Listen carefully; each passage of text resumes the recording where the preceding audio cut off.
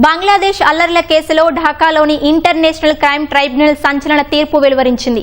ఆ దేశ మాజీ ప్రధాని షేక్ హసీనాను దోషిగా తేల్చిన న్యాయస్థానం మరణశిక్ష విధించింది.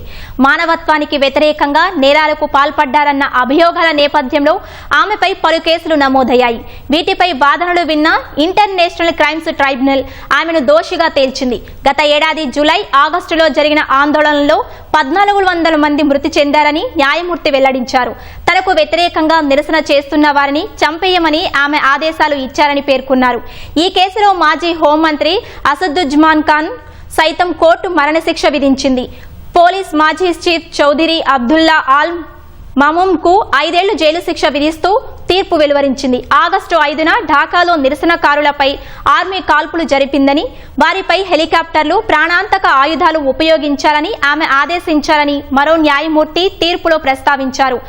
ఈ మేరకు దర్యాప్తు వేదికను చదివి వినిపించారు. గాయపడిన వారికి వైద్యం అందించేందుకు నిరాకరించారన్నారు.